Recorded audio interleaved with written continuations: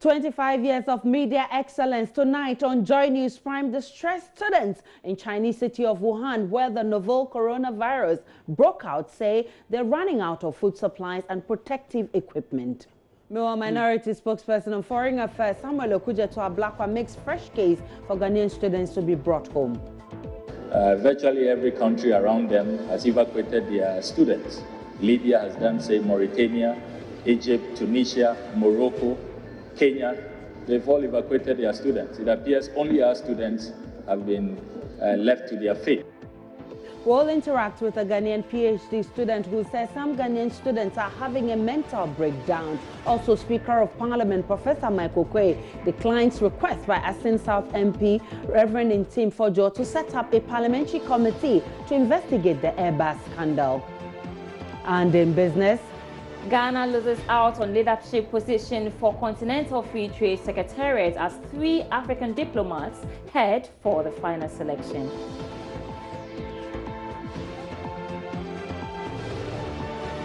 On our Arrive Alive campaign tonight, Vice President Dr. Baumia says to make it easy for the police to check road worthiness of vehicles, the DVLA database will soon be linked to the National Insurance Database. These fatal accidents leave a trail of perpetual pain and psychological scars on families.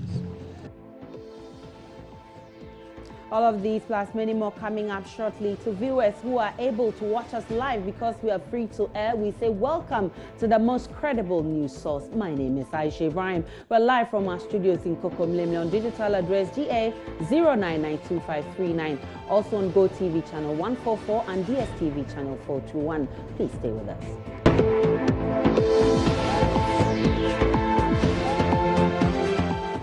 Many thanks for choosing us. Government has come under intense pressure to evacuate Ghanaian students locked up in the central Chinese city Wuhan, where the current novel coronavirus originated. Distressed students in the lockdown city say they are running out of food supplies and protective equipment. As the death toll from the disease exceeds 600, with almost 30,000 more infected, the students have sent an urgent plea to government to evacuate them as the disease continues to claim more lives. We have videos of African students roaming the streets of Wuhan in search of food. Since the outbreak of this coronavirus, we've been quarantined for more than 2 weeks now. More than 2 weeks a month. This is where we normally get our food every day. As you can see, it's locked. It's been locked. This is our canteen. Our canteen. You can see inside. It's been locked. Not available. You've cancelled even the time for the opening and all those things. Look inside. Now, it's been locked. We are still within the walls of the campus. So if This is we have to now the find walls food, of our dormitories. if we have to find food, we have to go outside the dormitory. Now let's try going outside the campus so we can try and find food. You guys are gonna be shocked with what you're going to see. I can assure you. This is one of the shops in the campus where we used to buy food. It's closed. It's closed. Everything. Even the policemen in the campus that were protecting us, they've run away. This is one of the canteens. It's closed. This is the female dormitory here. That's become a constant. That's the girls' dormitory. All the places where we normally find food. This is closed. Another shop for buying food is closed.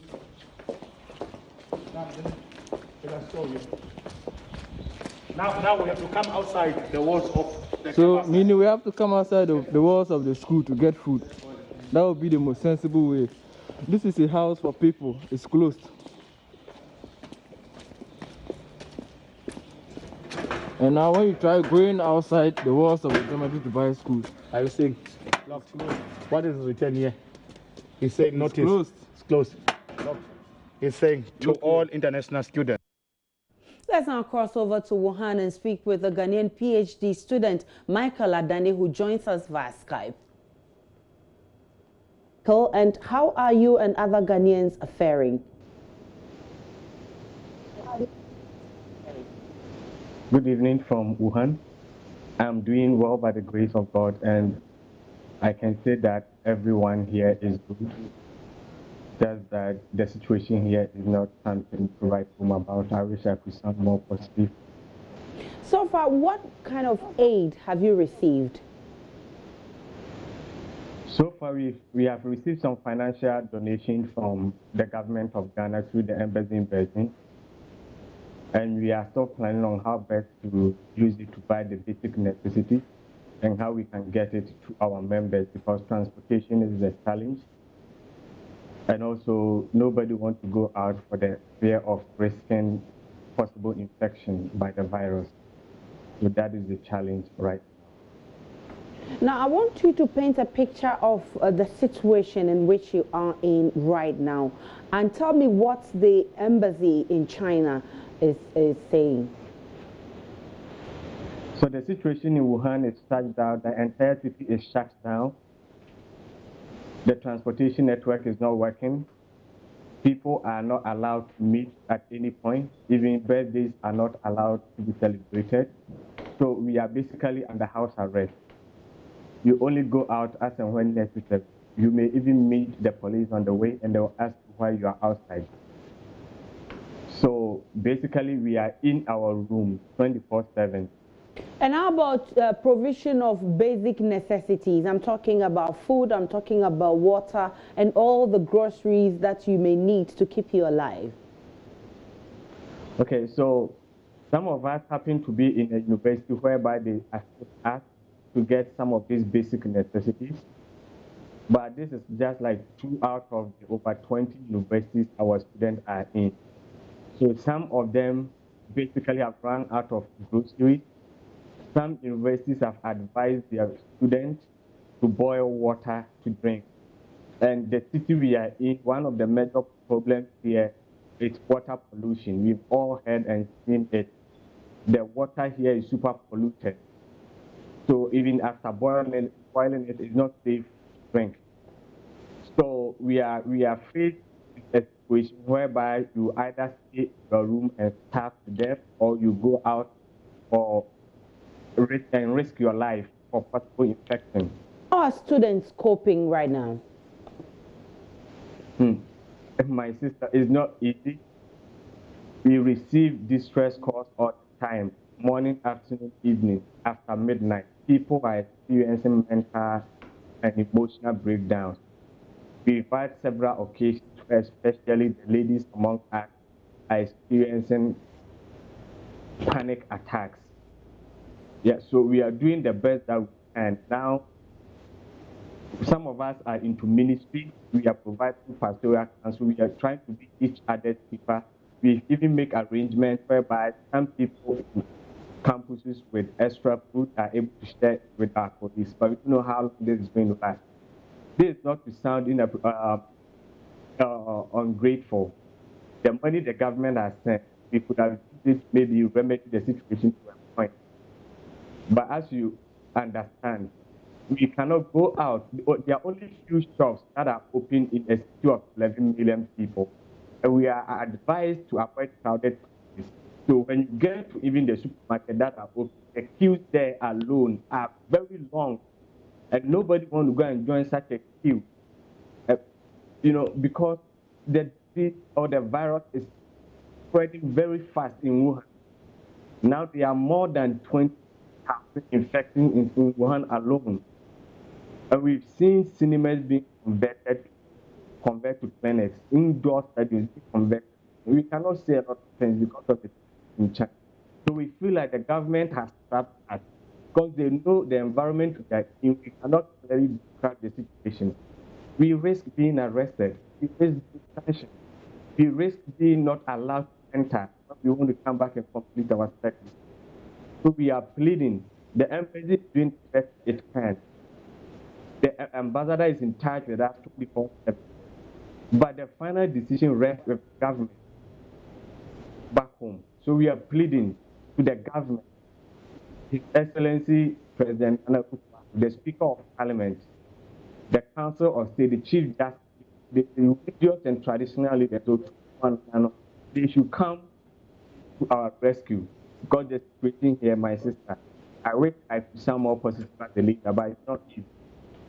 How urgent is the situation? I mean, talking about evacuation, how much more days can you leave? As I would say, within the next 48 to 72 hours, because every day we spend here, the more exposed we are to the virus. We don't want to waste wait for the worst to happen before we act. Because the money that we spent in the evacuating us cannot even buy one human life. Every day we are facing a situation of going out to buy groceries and possibly get infected. And once you are infected, we all know the situation here. These Chinese are not even competent with providing the medical needs of black people. And this is a novel virus. You go there, you get the virus, you are admitted. When you even die, the law here is to be cremated. So if you are going to die, you want to die in our motherland. We don't want to die here. So it's quite urgent. That is why over 8 countries in Africa have evacuated their citizens. All North African countries have evacuated their citizens. Seychelles and Mauritius have also done it. So it means Ghana, we can do it.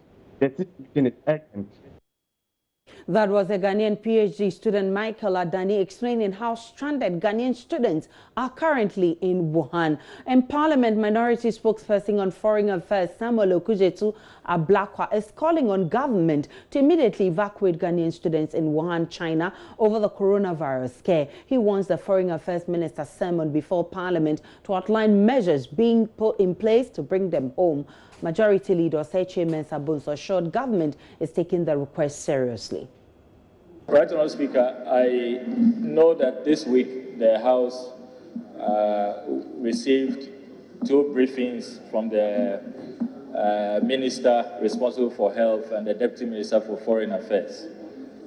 However, I want to appeal to the House, and if the Honourable Majority Leader can consider the specific matter to do with evacuating Ghanaian students in Wuhan, the Hubei province of China. If the Honourable Foreign Minister can appear before the House next week on the specific matter, because the students are crying out. They say they are in distress, they are stranded. Virtually every country around them has evacuated their students. Libya has done, say, Mauritania, Egypt, Tunisia, Morocco, Kenya. They've all evacuated their students. It appears only our students have been left to their fate. So if the Honourable Foreign Minister can be made to appear before this House next week to brief us on the plans that government has, if any, to evacuate our stranded and entrapped nationals who are currently under lockdown in Wuhan in the Hubei province of China. Speaker, the issue about the possible evacuation of Ghanaian students from Wuhan, I believe the Minister for Foreign Affairs is on top. They are in communication with students, and indeed, last week, the ambassador was in town to respond to the ground situation.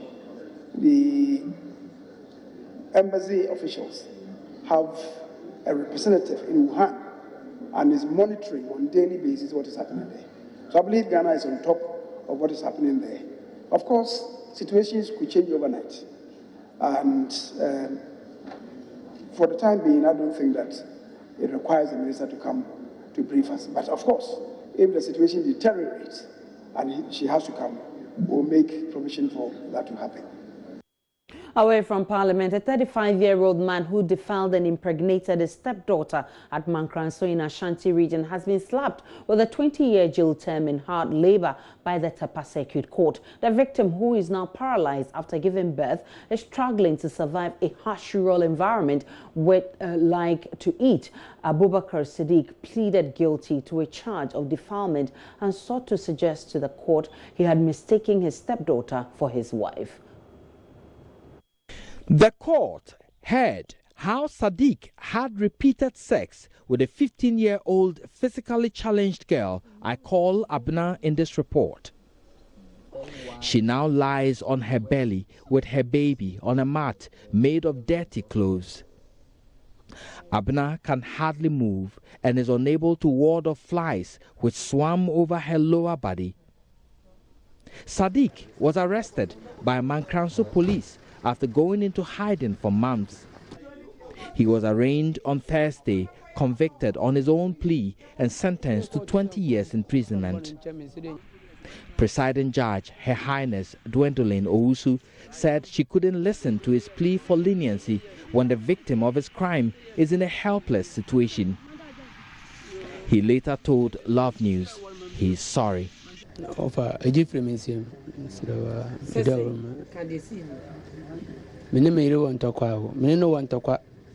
as I was Ghanian PhD, my sister more. To Ghanian PhD, me akranso ebeda menche. Te me gya ne honum light ni ho. Enti no obeda honum na me sole na me fin se bia oba na asa abeda ho. Na me fan. Te me fan wi ade chi am achi na me se obu ni nsa. Te honum ya me se me yire so ba. Te na mana ko basa te me pa chao. Ani dia. Abna says she's sad he's going away, though she feels hurt by what he did to her. Donated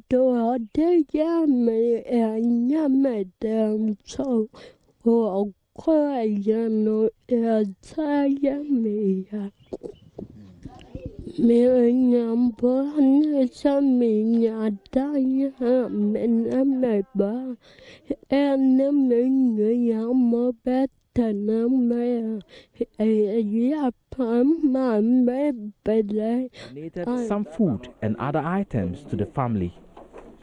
Reporting for Joy News, Erastus Asaredonko, Kumasi. Still to come in this bulletin, on our Arrive Alive campaign, Vice President Dr. Baumia says to make it easy for the police to check roadworthiness of vehicles, the DVLA database will soon be linked to the National Insurance Database. These fatal accidents leave a trail of perpetual pain and psychological scars on families. There is more when we return.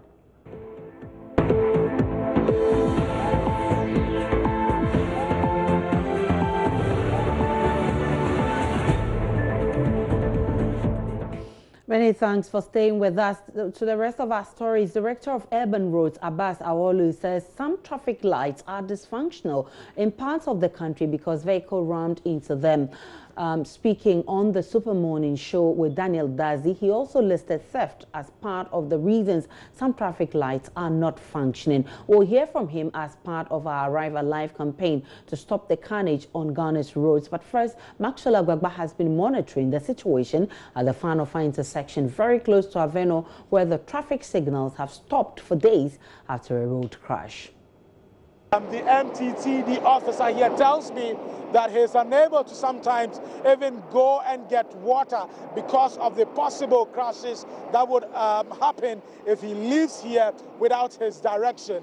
Many motorists I've been speaking to are not happy about the situation, but the situation here mirrors what pertains in other communities and cities across the length and breadth of the country.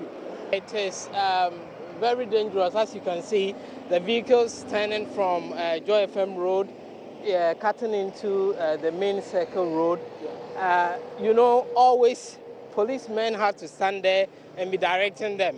If probably the policeman is, the police officer over there is not so visible to the driver, and he decides to watch by his own, judgment, and then cuts in, you will not know what can happen, and it's so dangerous moving there. Also, for pedestrians also, you would have to be very careful because no policeman would also direct the pedestrian moving across the street, and that poses a lot of risk to both drivers and the pedestrians. The danger is that normally when the traffic light goes off, we are supposed to have policemen here, to direct the traffic, but they don't. So many times, some of the force or the problems are coming from the policemen. I have to put it that way. Well, if I don't know whether they are using what do you call it, solar. If not so, they have to start using solar. Or if not so, those who are in charge of the traffic lights, they have to be, call that the traffic light is off so that it will avoid accidents or dangers So it's very bad at times. It used to be always be this problem. It used to cause a very serious accident. When it's like this, people used to make U-turn just by heart. But I try to tell the police people there is always alert here so that it will help us, the nation. Let's now hear from the Director of Urban Roads, Abbas Aholu, attributing the dysfunctional traffic lights to road crashes and theft. He is assuring the traffic lights at the Fanofa intersection and other parts of the country will be fixed. We've had lots of crashes on the poles. Signal heads are destroyed, and the signal heads are not made in Ghana. We virtually have to import them. Controllers are hit. Vehicles go direct for the controllers, they are hit. The controller is destroyed and the controller have to be imported. We've also had situations whereby people virtually vandalize the systems. They actually go in and then pick out either the solar system that we use to control as power sources, or sometimes they even go for the batteries at the intersections. Close to Joy FM, that's the Fanofa in Sawam Road intersection. About a week ago, a vehicle went direct into the controller. The vehicle went direct for the controller, hit it. Once the controller is hit, the entire intersection goes off. So the contractor brings in spares, and that is what we are trying to replace as soon as possible. But how long will it take? We do hope that that should be done within the next week or two. Kaukudi and other intersections are those that we manage only on solar systems. So we use solar panels and batteries to be able to as sources of energy for the junctions. About somewhere in December, you will notice that Kaukudi in the evenings, the traffic lights were going off, and we found that very strange. And someone had connected onto our solar systems and was drawing the energy meant for the traffic light for his own private use. Really? Yes. And on 2 occasions, we just had to go up there, disconnect those systems and so on. Motorists on the Tama motorway are calling on government to immediately fix a Shaman Tama overpass as it could be a death trap. Part of the structure badly broken off when a haulage truck too big for it got locked under the facility. Joy News' PC and Anaya Safo reports.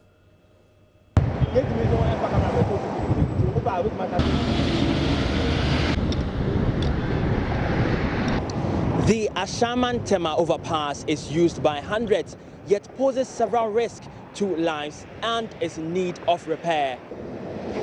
One of the 12 beams beneath the bridge is highly damaged, leaving a hole in the structure, and also has exposed iron rods and pipes which were used in the construction process. The damage occurred as a result of an articulated truck getting stuck in the structure. It was being driven by one Abdullahi Fatal. We are told by the police service that the vehicle had exceeded the height point for passage, which is 5 meters in height. It's been 5 months after that incident. The facility has been covered in black polythene, covering the whole from the public space, yet the dangers are still there. So I'm going to speak with some of the drivers who are known to use this route quite often. Hello, sir, and good afternoon. Okay, so what are your concerns here? You know, they still haven't fixed it, and it's a really big issue. I mean, I don't know why, with all this broadcast online and all that, it's been in the media, and we've been expecting by this time they should have fixed it, but it's still not fixed, and they are really putting our lives in danger. It's been a while now that thing is chip off and it's dangerous, because that thing can cause another havoc. I'm not an expert in bridges, but as you can see the way it is, it needs to be fixed.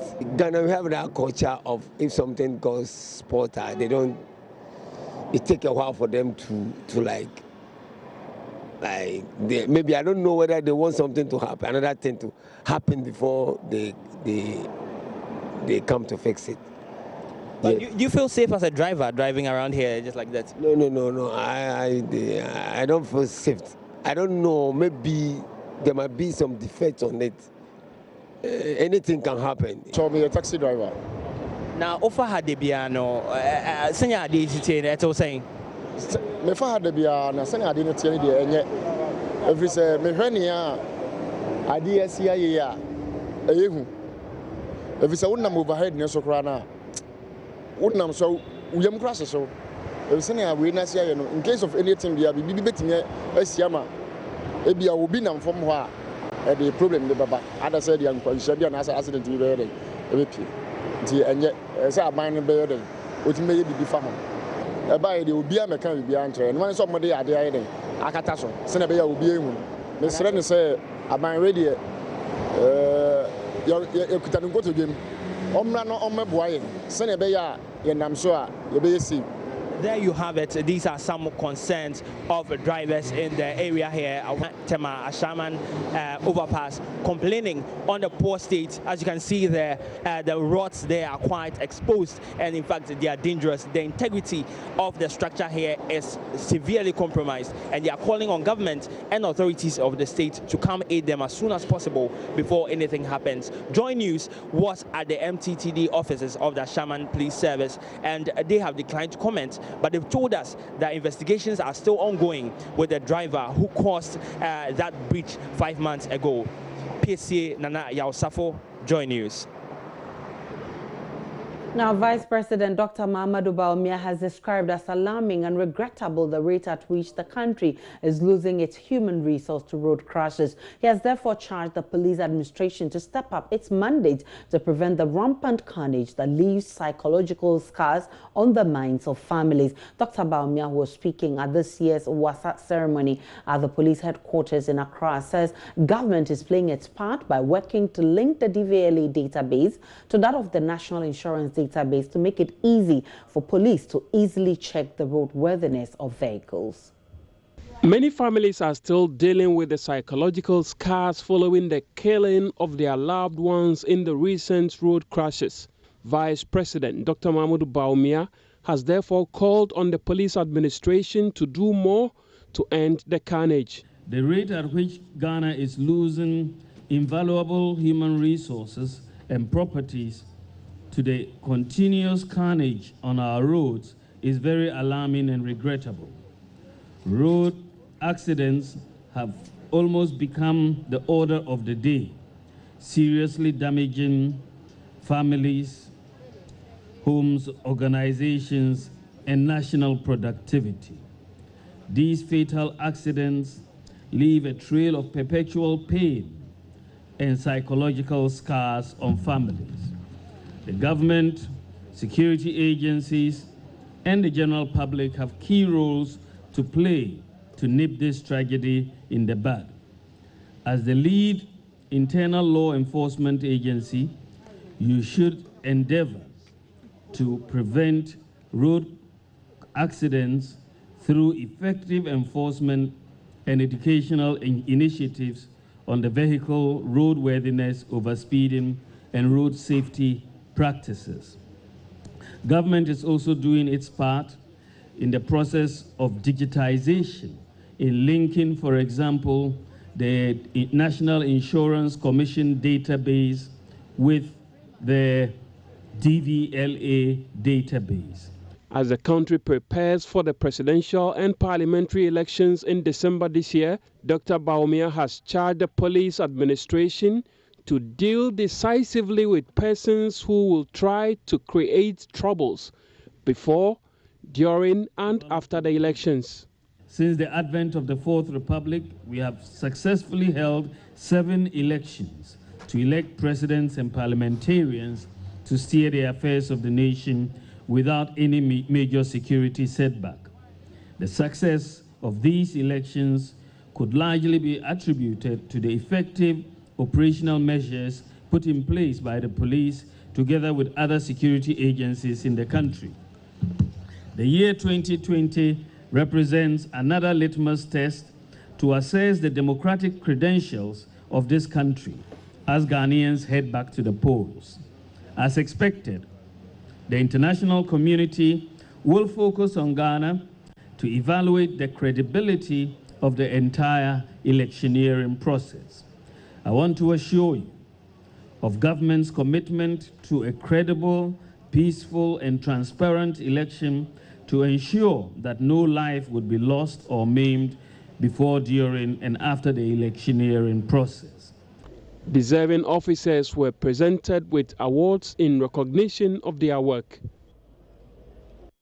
Coming up in business, Ghana loses out on leadership position for Continental Free Trade Secretariat as 3 African diplomats head for the final selection.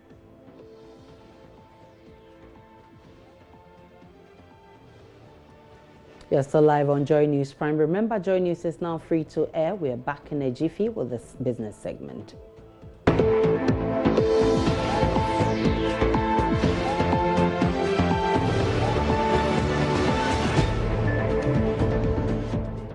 Celebrating 25 years of joy. My name is Sandra Esinamap and I'm here for business. In our first story tonight, 3 former diplomats from the African continent have been shortlisted for final pick to head the Secretariat of the Continental Free Trade Agreement in Accra, Ghana. The exercise, which is expected to end this weekend, February 9, has no Ghanaian among the finalists, despite the country hosting the Secretariat for the most ambitious trade area. The successful candidate is expected to begin work from March this year in Accra, 4 months prior to the full implementation of the agreement. Ebenezer Sabute has more in the following report.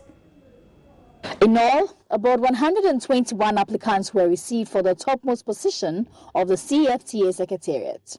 2 Ghanaians who made it during the application process could not advance after the second screening process that brought the number down to 30 earlier in the week. The 3 finalists are Cecilia Akintomide from Nigeria, Wamkele Mene from South Africa, and Faustin Luanga from the Republic of Congo. Cecilia Akintomide served as a former vice president of the African Development Bank and also a general secretary of the bank. Besides this, Cecilia is a practicing lawyer in Lagos State. 40-year-old South African Wamkele Mene served as the head of mission to the World Trade Organization for his country, South Africa. And the 3rd finalist is Democratic Republic of Congo's Faustina Luanga, with an over 20 years experience dealing with the diplomatic and economic relations, both on national and international platforms. Luanga has also been instrumental in the drafting of the Continental Free Trade Agreement as a country's representative on the board, adding his experience as senior economist at the World Trade Organization. It is clear that all 3 have great experience on continental trade and diplomacy, but the final decision falls on the heads of state of the African Union, who are currently meeting in Addis Ababa, Ethiopia. The selection will be made and an official announcement will be issued by the Commissioner for Trade and Industry, Albert Muchanga, on Sunday, February 9. With the credentials of the finalists, one may consider Nigeria and South Africa being the biggest economies in Africa and what they bring on board as General Secretary of the Administrative Office. However, Nigeria is yet to ratify the agreement, which some analysts fear may be used against the former General Secretary of the African Development Bank from Nigeria if ratification is being added as a criteria, and also the fact that Nigeria is already occupying key positions on similar institutions in the continent, like the Afri-Exim Bank and African Development Bank. Luanga from DRC has close advantage due to the role he played in the promulgation of the articles for the agreement, and DRC being one of the strong advocates of AFCTA from the East African bloc. Ghana is losing out in the Secretary General position, but that will certainly not be the end of the road for the country, because there are going to be other portfolios that will be by appointment, and hosting a secretariat will be an easy way to get Ghanaians in some management positions. Ibn Sabute's report for Joy Business. Joining me in the studio for more on what it means as coordinator of CART International, a non-profit research and advocacy policy think tank, Apia Kusi Adomaku. Thanks so much for your time. So you saw in that report 21 applicants, then 121 applications, then shortlisted to 9, now down to 3. Losing out on the topmost job for the Secretariat, what does it mean for a country that is hosting the Secretariat? And is it fair to say that we are not competent for the topmost job? I think I'll be the last person to agree with you on this matter. We are very, very competent. And let me use this analogy. In case you are all in the same political party and you go for the primaries and you don't win, and you are still going to support the winning candidate, once the person wins the election, you can get ambassadorial position, cabinet position. And let me tell you, there are lots of positions that are going to come, technical and non-technical. And beyond that also, we are going to have administrative positions. These are all non-technicals. And per the AU rules, administrative positions and non-technical positions are supposed to go to the host countries.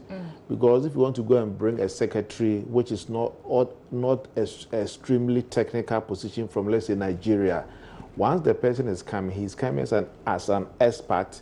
You have to pay for expert salary, the wife, the children, school fees, and their health care. But if you have a guy, that's an SS cost. SS cost. Okay. So if you go to, Addis, for example, almost all the administrative staff at the AU Secretariat are all from Addis, Ethiopians, and that has created lots of jobs for the Ethiopians. The security staffs, the paramedics, the drivers, all of them are, Ethiopians. So I don't think we have lost that at all. So it's not possible at all that we'll not have anybody from Ghana occupying key positions as far as the Secretariat is concerned? I think Ghanaians are very, very competent. And, we have two phases of the agreement. The first phase takes effect in July this year. The second phase on intellectual property, competition and investment starts also in March. And that's also going to create whole lots of jobs for the Secretariat. And I believe that, and also because of what Ghana is also giving into the AU, we have some concession, non-competitive concession that the host country would be giving. All right, so on the 9th, we'll have the Secretary General. What is your initial expectation from whoever will be selected? But we expect to see the person moving to Accra within a week to start setting up the administrative and all the structure. Already the administrative setup has already been designed, so the person has to come to Accra and start working and also start recruiting the administrative staff and all the other things, because this is a big thing that we can't afford to slow down.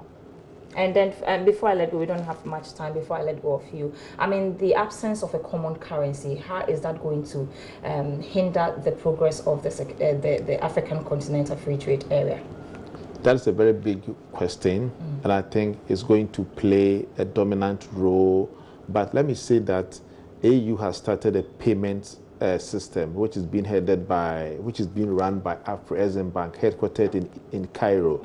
So gradually, we are going to start transferring money to, if you are from Ghana, you want to send money to somebody in Nigeria, the money doesn't have to go to New York through the SWIFT. So gradually, we are actually making progress. In the short term, absence of the common currency will be a limited challenge, but not a binding challenge to the common free trade agreement. If we have to see something successful with this trade area, is it incumbent on us to have a common currency? The ECO has been put on hold for some reasons now, and that's only for the African West African region. But a common currency, if you want to see a successful continental free trade area or agreement, do you think that we really need a common currency? It is not a binding requirement to have a common currency. Okay. We have the NAFTA, which is between US, Mexico, and Canada. They don't have a common currency, and they are doing very well on that particular block. So let's start gradually, and once it will come to a point whereby we cannot resist the need to have a common currency. Right. All right, Mr. Piakusi Dumako, thank you so much, coordinator of CART International. We've been talking about the African Continental Free Trade Area and where Ghana stands to benefit in all this. That's all for business for now. My name is Sandra Essenama.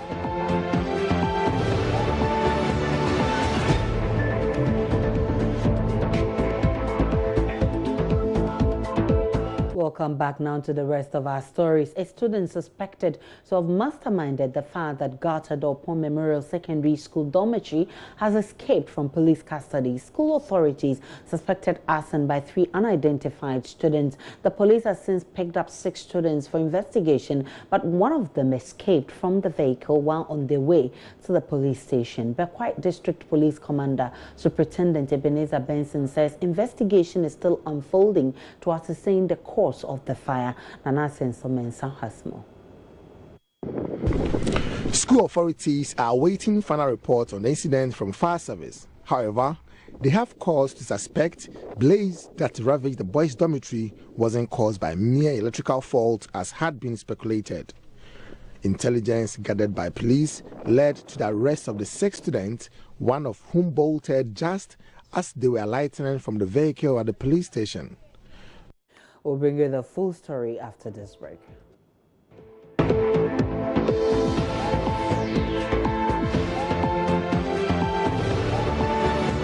We'll bring you that story on fire, but let's get more on Ghana because it's racing to reduce maternal and neonatal deaths by 2030, and that is Sustainable Development Goal 3. However, a huge impediment is garnering funding to facilitate the fight. This is why the Pediatric Society of Ghana, backed by the First Lady, Rebecca Akufo-Addo, is calling for strategic partnerships from private businesses to help them attain part of the $600 billion needed in Africa to save more lives. Esinya Mitchell Thompson was at the annual general and scientific meeting and has filed this report.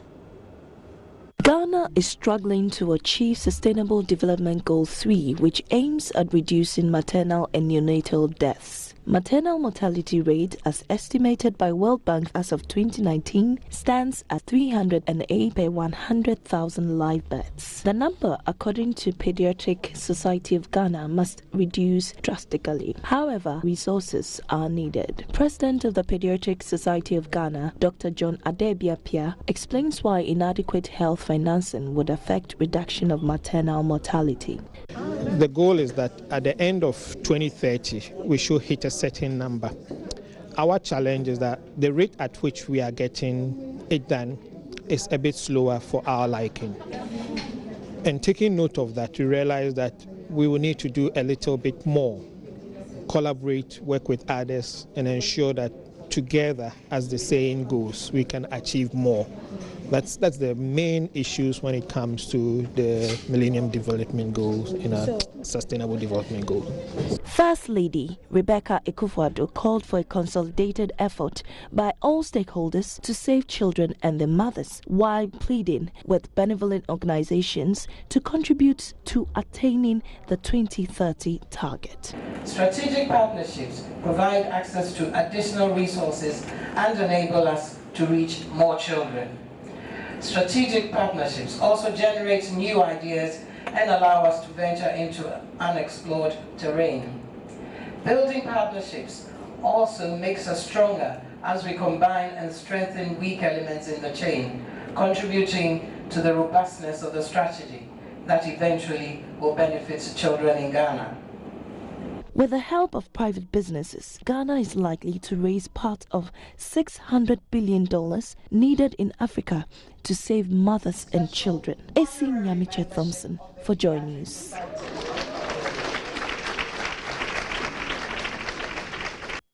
Speaker of Parliament Professor Michael Quay has declined a request by Asin South MP Reverend Ntim Fojo for the setting up of a parliamentary committee to investigate the Airbus scandal. He, however, says the House is leaving its options open if it becomes necessary to revisit the issue in future. Joseph Opoku-Gakpo was in Parliament in our report. It all started with a statement from the Member of Parliament for Asin South, Reverend Ntim Fojo, asking that the House takes interest in what happened with the Airbus scandal, investigate and name and shame the said officials who've been code-named in the documents put out by the UK court. Yeah, I think the posturing of minority is rather unfortunate. The posturing and the discomfort that the body language and how they met the statement, I think it's unfortunate. I would rather think that in the best interest of purging any such people who may have been designated as government official 1, individual 1, or intermediary 5, that generally casts some kind of disrepute on the name of Ghanaian government officials, both past and present, when inquiry is conducted. And the conclusion of the inquiry so determines that no complicity exists on the part of such persons so referenced. And the veil of GO1 is blown away, and the veil of individual 1 is taken away, and we realize that there is even no government official that is hidden under, there's no Ghanaian government official hidden under those shields, and that whoever was there was not even Ghanaian, or there was even no such crime in the first place, or no bribery took place. Then we can take on any institution that brought those emphatic judicial pronouncements making reference to Ghanaian government officials, elected Ghanaian government officials, and whatnot. It's a matter that is I take very serious view to. So anyone that is so related to anyone that is uncomfortable must be so minded to support rather an inquiry. An inquiry is the only way that will exonerate everyone that is uncomfortable. So that is my admonition, that the minority must rather come strongly to support this if they are so uncomfortable about the statement that I made, so that the conclusion of the inquiry may exonerate anyone that speculations may be pointing to. The first response to this came from the majority leader, Oseiche Mensah Bonsu, who kicked against the idea, insisting the Office of the Special Prosecutor should be allowed to investigate the issue. Now, the issue that has generated this controversy is what fees was paid to some intermediary. And as far as I'm concerned, it's a minor thing. We're talking about 5 million. And the Honorable Fuseni was saying that yes, I'm talking about the quantum of money involved, because related to a total of about 60 million that we requested, $60 million. And that is why I think that if we have to go into this, I don't want this whole business to be turned into a witch hunt, because tomorrow, we don't know what will happen tomorrow. Let's establish it as a landmark, so it becomes a watershed event for us. I agree with the first Deputy Speaker when he says that we may not even have the competence to deal with this. And I think that we should leave this matter to the Special Prosecutor to deal with. If we have any evidence, as we gathered from the suppliers, to supply to them, to supply to the Office of the Special Prosecutor, Mr. Speaker will do that. I'm saying that the amount involved, as compared to what we disputed in this House, this amount is even insignificant. We're talking about $60 million, and people are talking about 5 because the intermediary was not recognized. And indeed, it is not even wholly true that it is the elected Spanish company that was paid it. That was paid the 5 million. They took the 5 million and went and paid the intermediary. Mr. Speaker, so that is offense. They went and paid the money back to that intermediary who had been stopped because they had not played any role. That intermediary had not played any role for the Ministry of Defense in Ghana, and indeed for Ghana government, or even for the company. So how did he come to receive that amount? That is what they are probing. That is what that company is probing.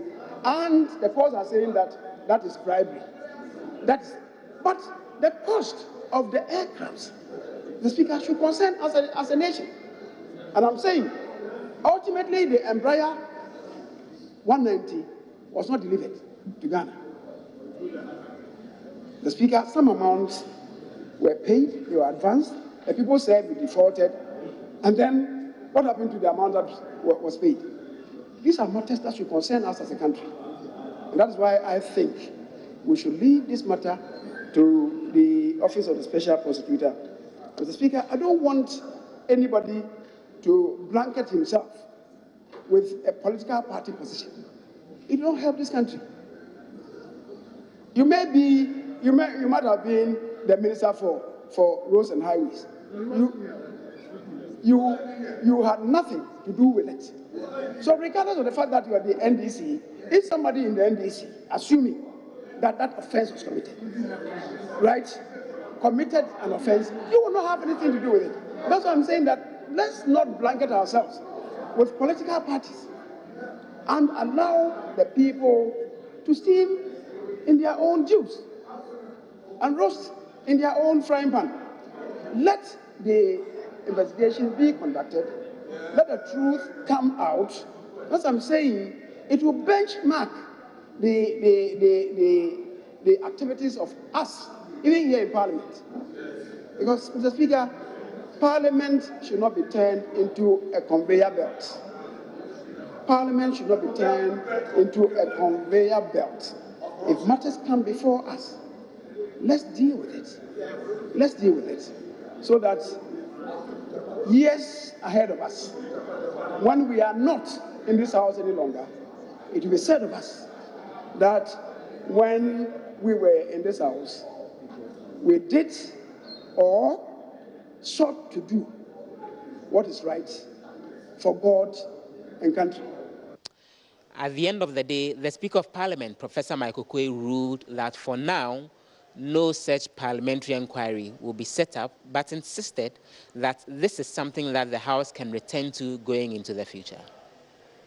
Considering the circumstances of this matter in its totality and the technical prerequisites for examining it in full, and mindful of the referral already to the Special Prosecutor's Office, and not forgetting that at any stage, at any time, this House can, by any of its appropriate procedures, go further into the matter. We will hold our horses by what I will rule now, and we shall revisit it in due season. For now, we all wait to see what would happen at the end of the investigation by the special prosecutor and when exactly Parliament may take interest in this matter again at all to possibly investigate. From Parliament House in Accra, Joseph Opoku-Gakpo reporting. And in the studio, my name is Aisha Ibrahim. Let's get to our earlier fast story where a student suspected to have masterminded the fire that gutted the Opon Memorial Secondary School dormitory has escaped from police custody. School authorities suspected arson by 3 unidentified students. The police has since picked up 6 students for investigation, but one of them escaped from the vehicle while on their way to the police station.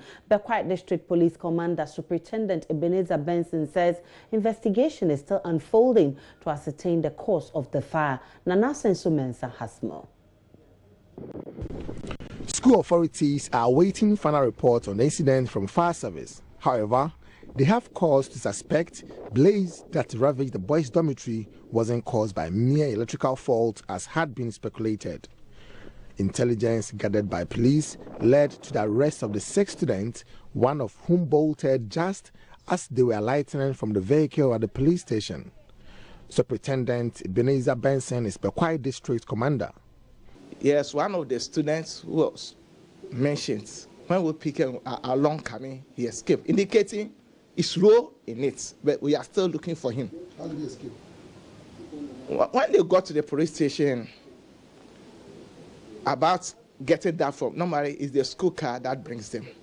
So when they were bringing them, escorting them, then he escaped. But we have got the name, we have got his house, we have sent people there. We are monitoring the ground to get him and get other students who are also being mentioned. That one sounds something to you. Okay.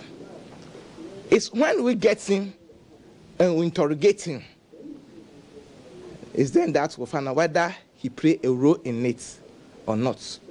Attunement is an allegation that is part of it, or part of those who committed, as they mentioned, those cells were picked. Headmaster of the school, Goyen Prince Charles, revealed some of the suspected students had been deboardized for breach of school rules. These students, they were previously boarders, and because of their behavior,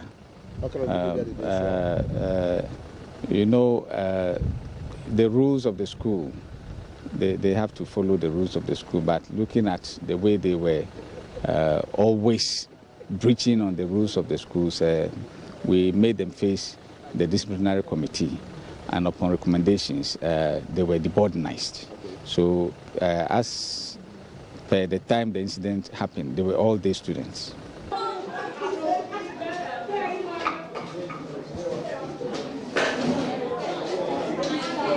Meanwhile, Deputy Minister for Education, Dr. Osaya Oduchum, has visited the school to acquaint himself with development following the fire incident.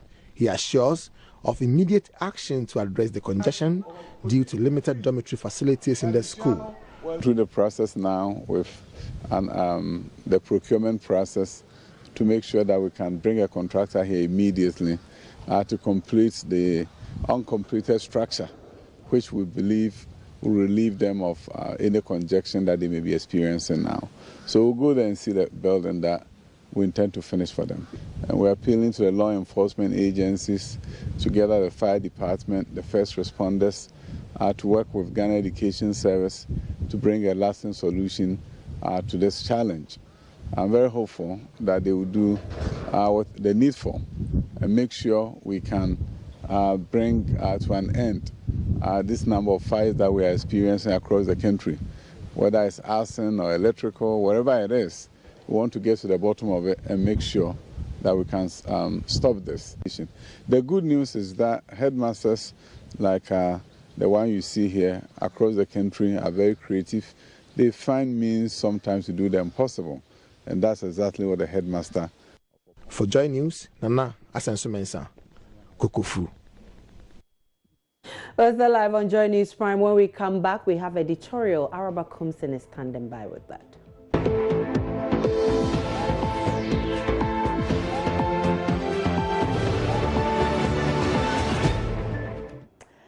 Residents in many towns in the Western region are having to endure the impact of severe water rationing.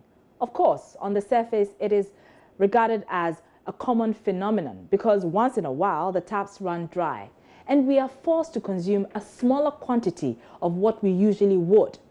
But this is not business as usual. The people in the Western region have been forced into this situation by the actions of illegal miners in the River Pra, Galamsey, which in turn has resulted in the Ghana Water Company's inability to adequately treat water for consumption. That is a direct effect of this havoc we are wreaking on ourselves. For close to 3 years, my colleagues and I within the media fraternity sought to change the narrative about Galamsey, especially after the president put his presidency on the line to fight it. I'm prepared to put my presidency on the line on this matter.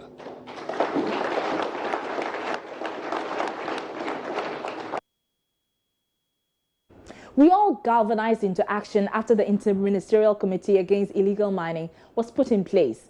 We put the spotlight on the perpetrators, we chased them into the depths of the country's forest, we arrested them, including foreigners who eventually found their way outside the jurisdiction, and seized their equipment in a bid to prevent them from engaging in this criminal act. The seizure of the earth-moving equipment, the excavators, brought relief to many who joined the fight against this illegality until the Environment Minister dropped this bombshell. In total,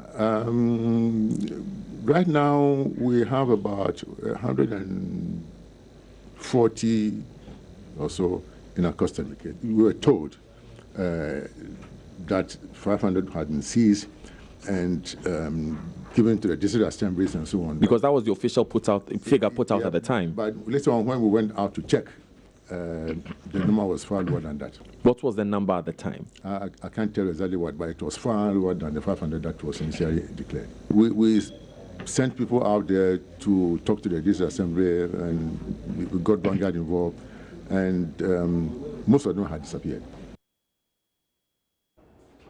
How huge earth-moving equipment will vanish without anyone noticing it beats my imagination. Mind you, we're not talking about small vehicles here. Let me emphasize, these are earth-moving machines, which we have come to know went missing in transit. So where did they go? Who was transporting them?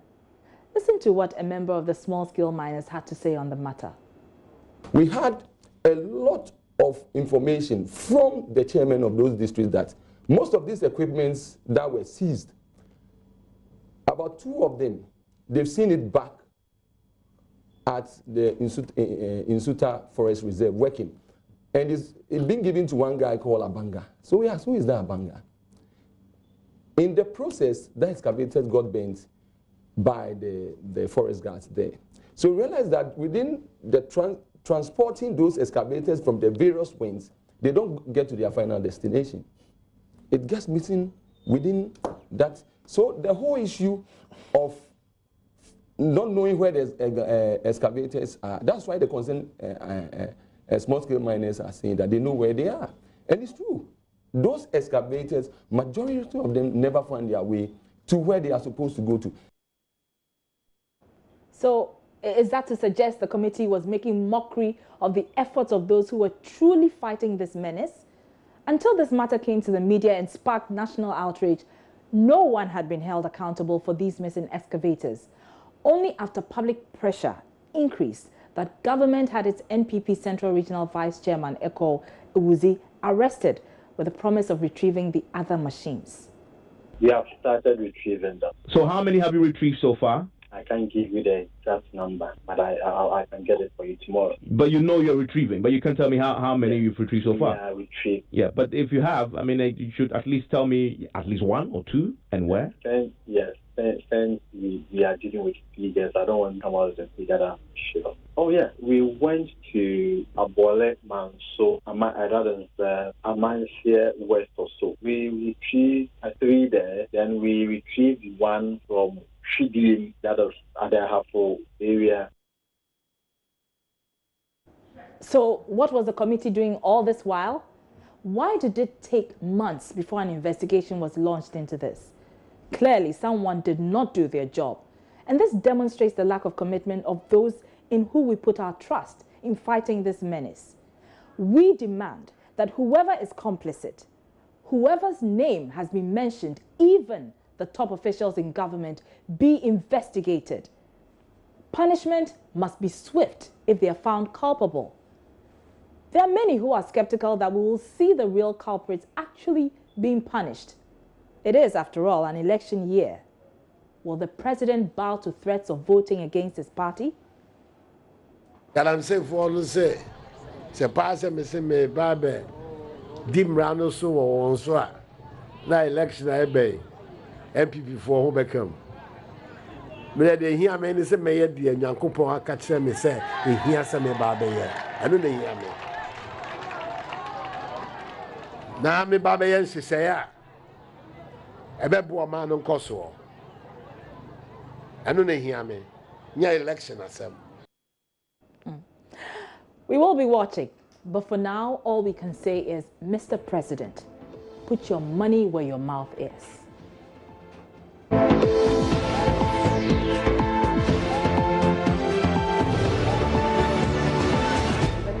We also end the bulletin tonight. My name is Aisha Ibrahim. Many thanks for watching. For more news, log on to myjournline.com for also updates of the developing stories. And on behalf of the rest of the team, have a great one.